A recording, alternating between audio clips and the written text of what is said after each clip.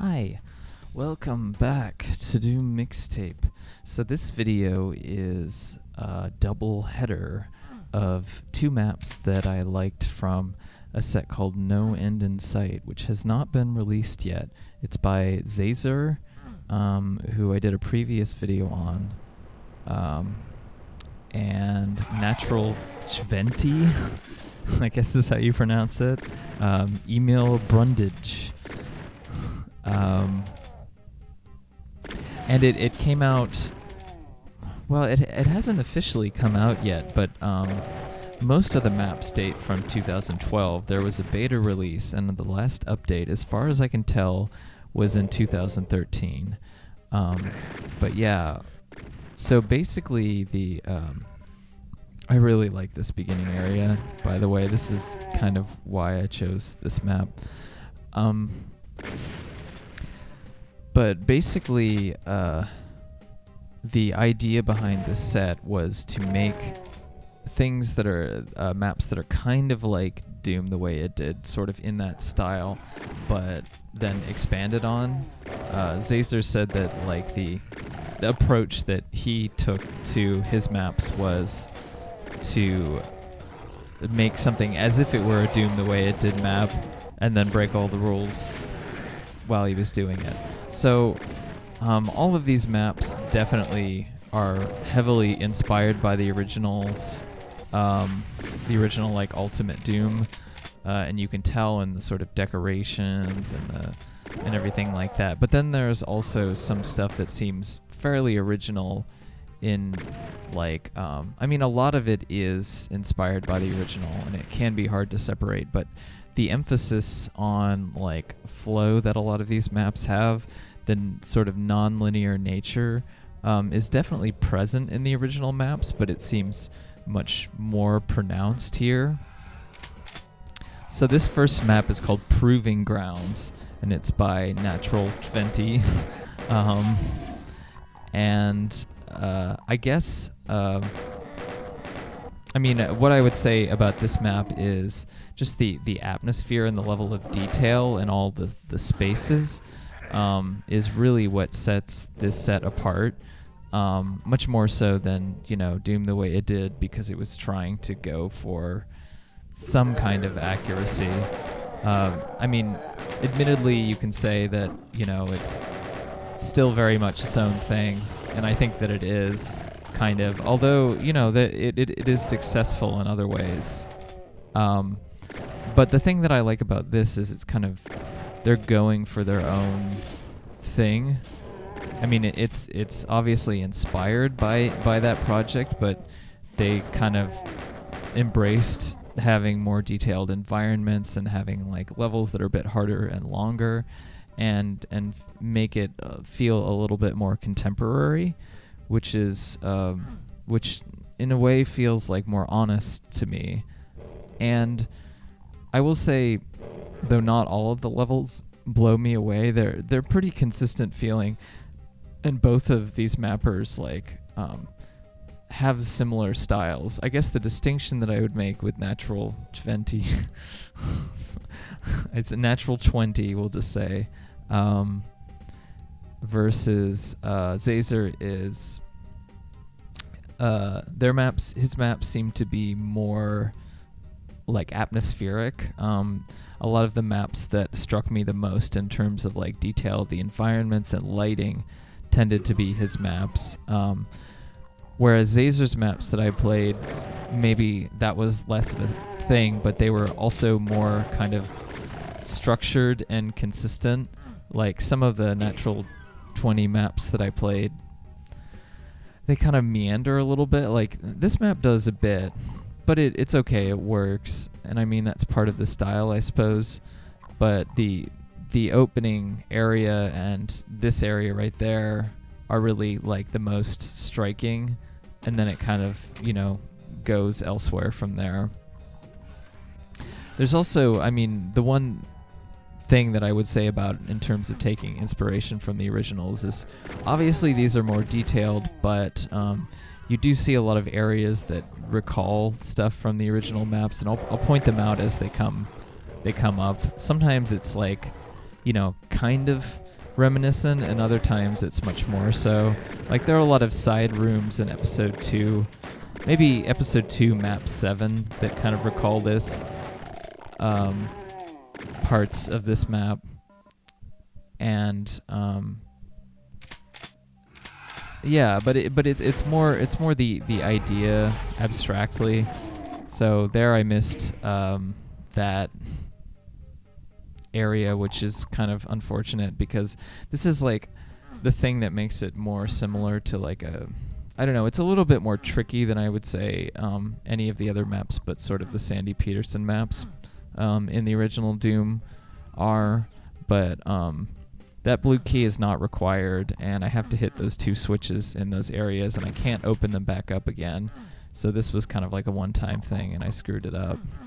But the blue key essentially lets me open some random door, which I don't really know the significance of, and it also lets me get a rocket launcher to like fight a Baron and stuff like that. So it's not required, but it's nice. This map has a lot of secrets actually, and I missed most of them, so I apologize. But there's no like walkthroughs for these, and I don't know. I don't feel like I need to be completionist with this kind of, video. It's more about, getting the gist or the impression. But yeah, as you can see, I mean, this is very open. This is another area that I like I like all the atmosphere of the initial areas in this.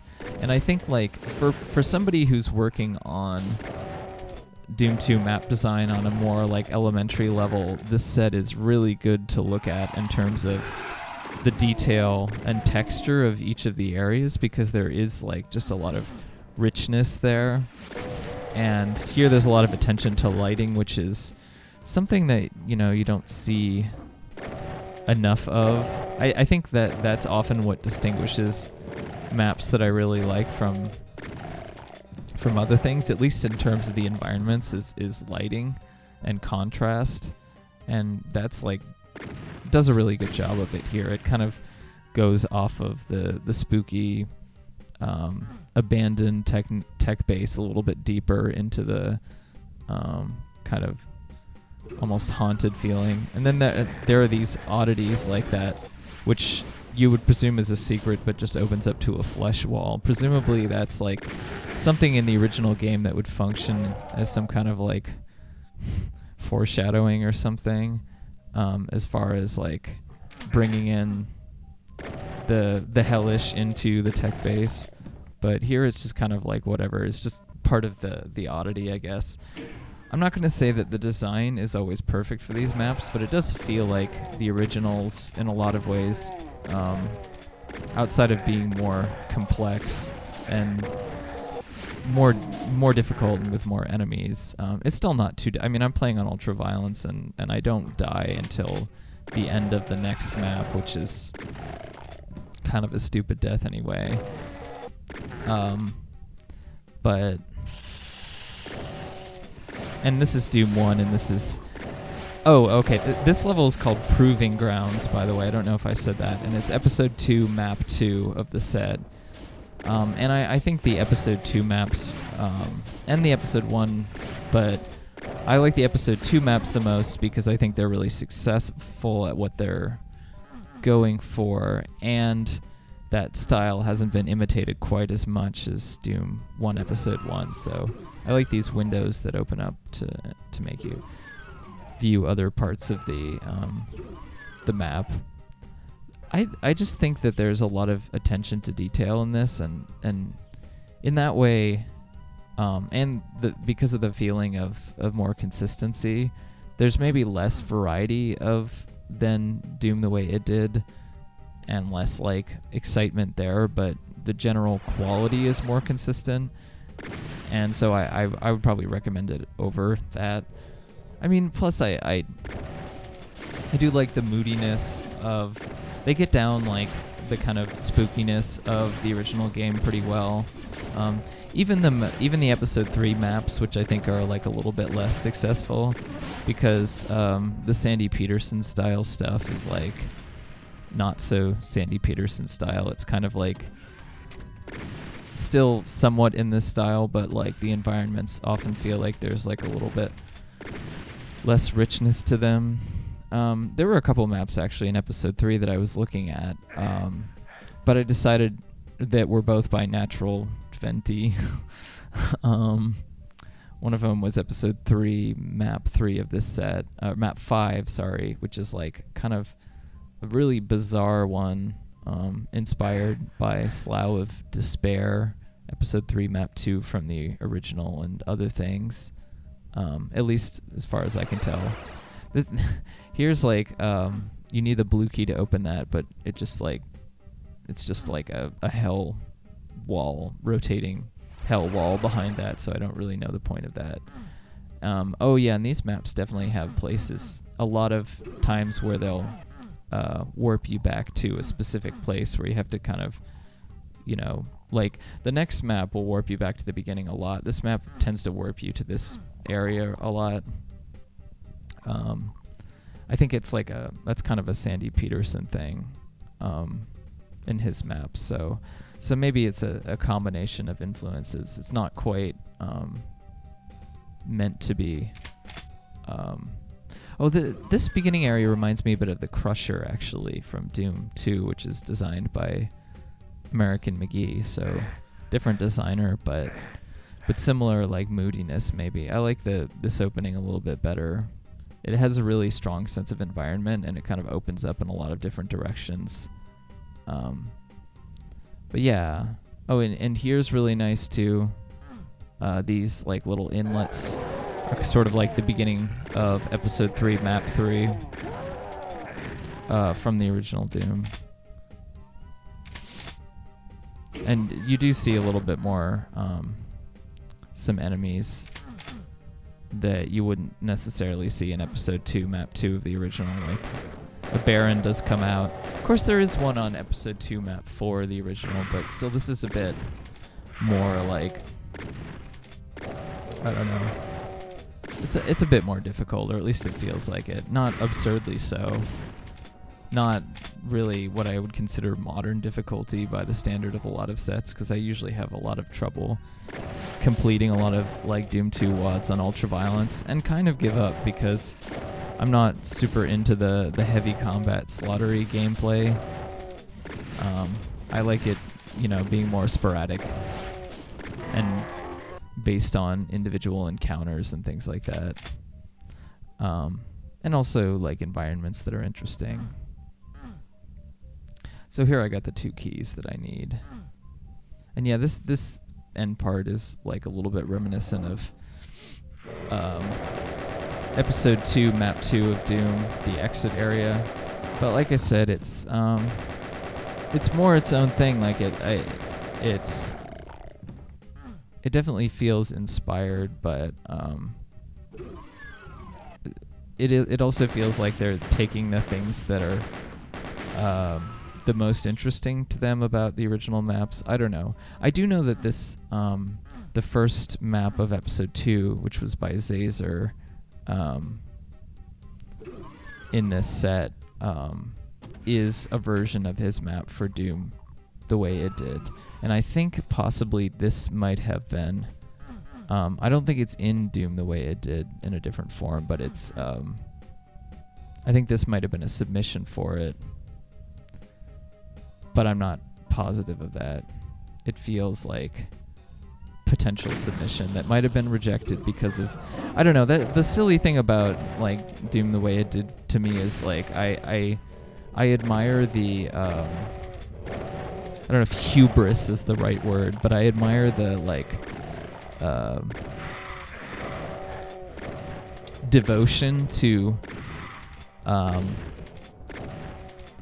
having the style be as close to the original or as close feeling to the original as possible, even if I think maybe they're a bit too focused on like details and not necessarily like maybe the overall feeling that the original gives across, but I do like I think I'm just generally more of a fan of like sort of recreating something or being inspired by something in the abstract rather than trying to emulate it 100% perfectly, because while that's like an interesting exercise that you can sort of brag about, it feels kind of like a hollow achievement for me. But that's what a lot of like gamer culture is about, I suppose.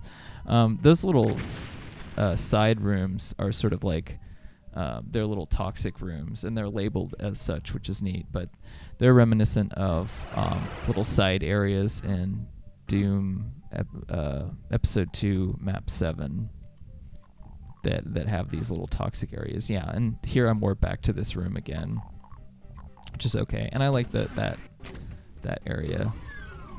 But I'm pretty much done with this map now. I missed a bunch of secrets, but whatever, you get the idea. Maybe another map that this reminds me of a little bit is Refueling Base from Doom 2, which is also a Tom Hall map. Yeah, I mean, this still is the case where like the maps that I'm the most fond of are kind of in analogs to the maps that I'm the most fond of, perhaps, in the original. So I don't know whether you would call that successful or not, but because I don't know if it's necessarily going for that, but it's interesting. So that previous map was called Proving Grounds by Natural 20. This one is called Contagion Engine, and it's by Zazer. And I originally wasn't going to do this map because I was going to skip to another one that was a little bit more atmospheric. But I played through some of those, like Episode 3, Map 1, which is mostly just like a little puzzle and has an emphasis on atmosphere. I don't really like the little puzzle of it, but it's still a really cool idea. And Episode 3, Map 5, which is really weird and interesting, but kind of just goes all over the place, which I guess is, what it's trying to do. And then Episode 3, Map 7, which has a really sort of moody, cathedral-y opening, which is really cool. But then kind of goes into other territory. So that's the thing that I was saying about Natural 20's maps being atmospheric, but maybe lacking in consistency a little bit, like kind of meandering. Whereas this map, this is very much a modern conceit, I'd say. A lot of maps, contemporary maps that I've been seeing, especially in the Doom world sphere, like the non-Russian sphere, have a lot of emphasis on like flow and multiple entrances and exits, and both of the maps in this set really play with that really hard. I think this is one of the better examples of it, because this map just like twists and turns on itself, and it never really kind of stops doing that. So it feels consistent, and it feels like that builds to the end. And I don't know, it feels really nice. I've there's been some pushback in the flow is, like I said, the sort of modern conceit of level design. So it's not surprising that some of these more modern maps, it makes me think of actually Episode 1 Map 7, which is really seems to be such a huge inspiration for a lot of these maps, in that it has the sort of, it's a little bit non-linear and it's a little bit linear.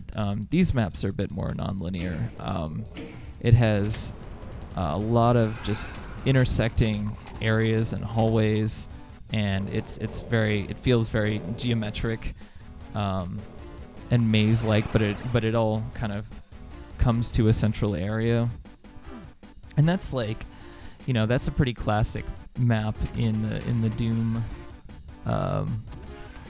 community, in the Doom consciousness or whatever. So you see that map come up again and again and again, just because it's the one that most kind of extends the dimensionality feeling. And while you do see that in modern games to some extent, like almost, I'd say you see it more in indie games. There is more emphasis on flow and stuff, and a lot more indie games than modern games that are really just trying to push you forward. But there's also been a lot of pushback against Flow. Like, there's a piece called Against Flow by Lana Polanski. Because, it does put the emphasis on one particular kind of playing over everything else. In this case here, I feel like, while, I obviously want stuff that's narratively strong and don't necessarily think the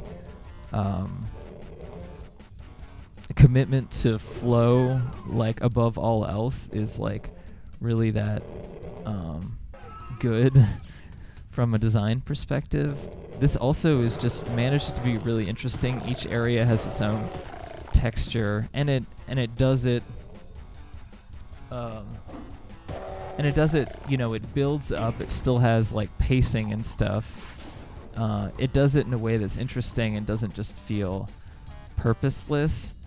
This set does have, can sometimes feel like it's purposelessly, like, having, excessive non-linearity and flow, but it is just part of the design here, and I think it works pretty well for the most part. So yeah, I don't know. I like the texture of all the areas, and again, it might just come from liking the feeling or mood of maps in Doom 1 Episode 2 in general anyway. But like I said, like, these are good maps to study, even if you don't approach them, just because of all the little details in the environment and the way that they sort of intersect and kind of meld into each other. It's more sort of pro feeling than a lot of those Russian WADs that I was talking about are, at least consistently. There are some Russian levels I played that are, like, controlled system is super polished and everything like that.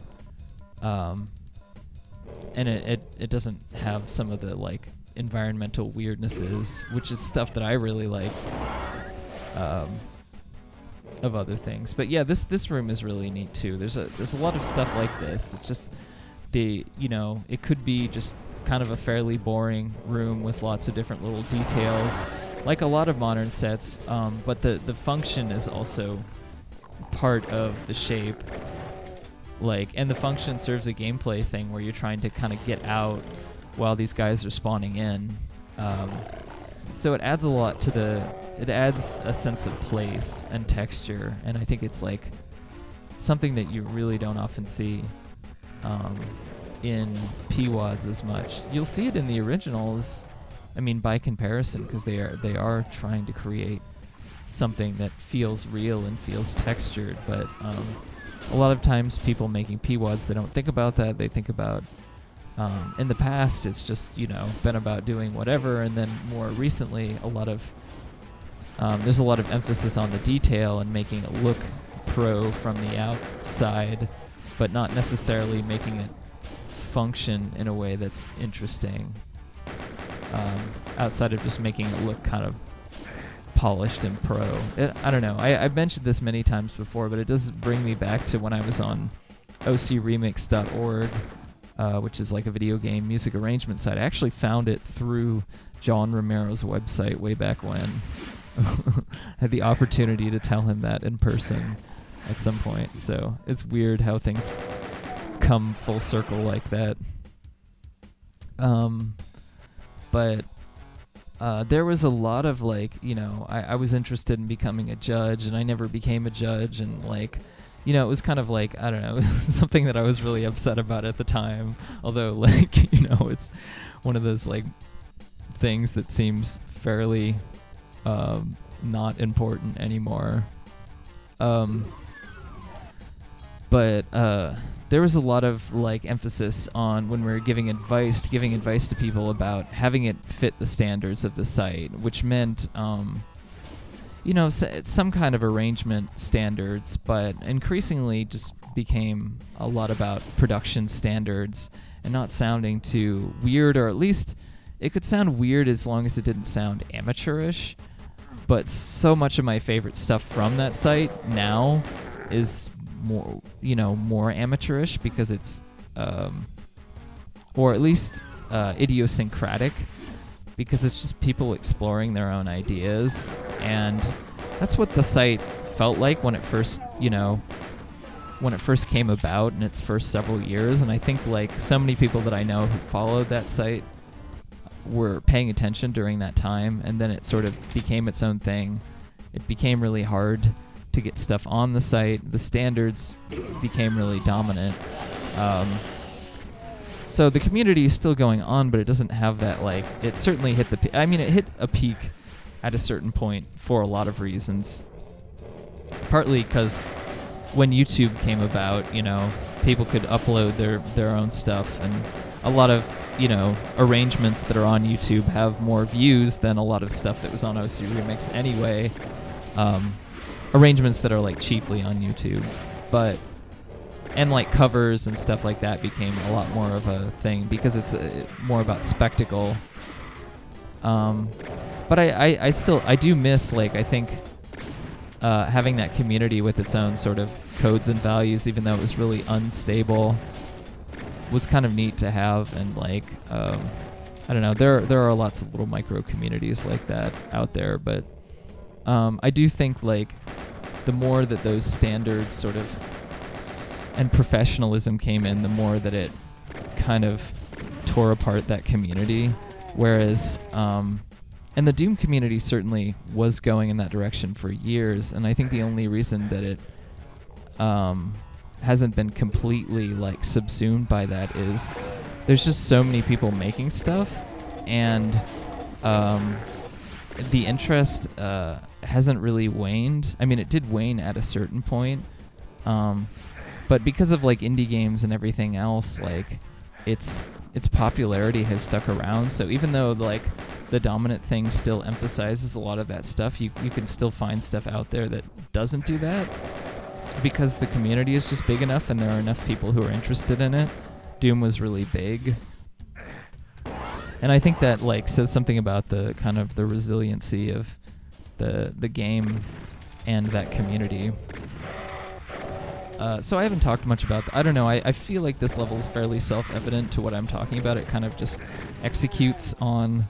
There's a lot of spiral staircases in Zazer's work. I think he seems to be really into that, and the sort of enigmatic shapes and structures. This exit area is probably my favorite area of the level, the one that I've been in, because you have to raise and lower you have to raise a bunch of platforms. The texture of the area is really good. You sort of circle around it, and then you have to come to the center, which you do by going on the outside here. Well, you have to go on both sides to activate switches, and then you have to go through another door and run around along the outside to get to this area. And then there's a little area with a couple barons and a rocket launcher right after this, where I'll accidentally kill myself. But even the feeling of like this area, like this could just be a walkway. It doesn't have to have those little panels, but it adds so much texture to the area, and it makes it feel really interesting, even though functionally, like, whatever, like those things don't necessarily add that much to it, but it adds like a lot to the feeling, and like, I guess you could say implied narrative, although that might be stretching it a little bit, because it is like, what it's inspired by certainly had a narrative at one point, but these days, something that's inspired by that doesn't necessarily aiming for a narrative. It's aiming for the thing that was vaguely aiming for a narrative, which is kind of a weird meta thing. Yeah, so here's where I kill myself. Partly because I blew myself up with a rocket, and then partly because I just didn't get out of there fast enough.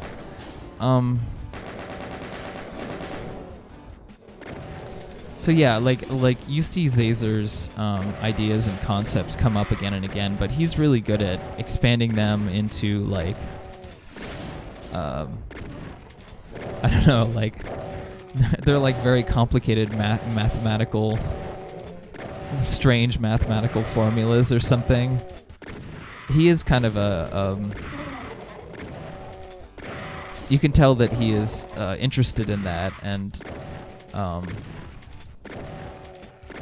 that his feeling sort of, or his approach to design sort of extends from that, creating these like kind of bizarre enigmas or anomalies, creating really interesting bizarre shapes. And I think like he's pretty well respected in the Doom community, and I think rightfully so, because he does make really unique and interesting stuff. Even if it's a little inconsistent, he has like a lot of output. He has so many weapon mods that he's made for Doom. I think he seems really fascinated with changing the just changing basic ideas around in Doom, and he also does chiptune music, which is interesting. Maybe one day he'll get into making indie game stuff, but yeah, I don't know. I think his stuff is cool and definitely worth checking out.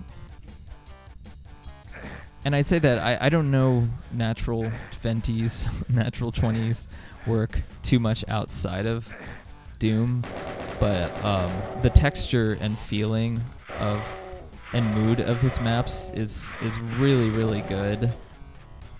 There's another map in episode 2 that I was almost gonna play, which is like kind of a storage shipping map that's sort of inspired by episode 2, map 2, except it's much more kind of moody and sort of forlorn feeling.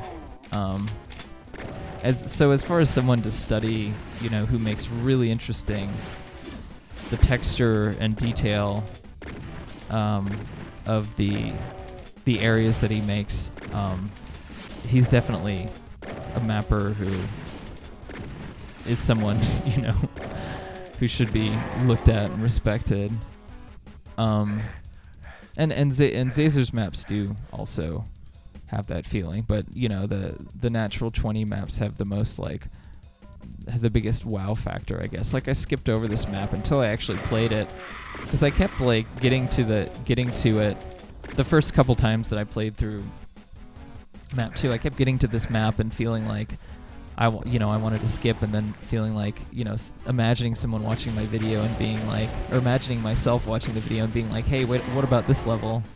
And so I actually played through it just out of curiosity, and then by the time I got to the end, I was like, yeah, this is definitely worth it. I think I like this map overall more than the previous one, despite the mood, just because the design feels more consistent. I don't know, that's always a big complaint of mine. So here's this big central area that you warp to, and so finally you get to penetrate the inner part of this weird cross diamond thing, and you get to run across this gap, which is really neat. I like that sense of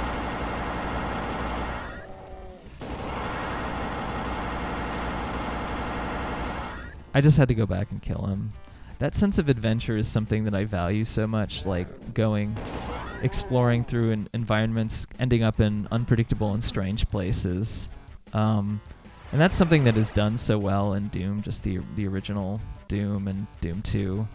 That is one of the reasons why I come back to it. And it's one of the things that I value so much in map design, is finding new and weird ways to traverse an environment and explore it and sort of even alter it, I guess, with puzzles.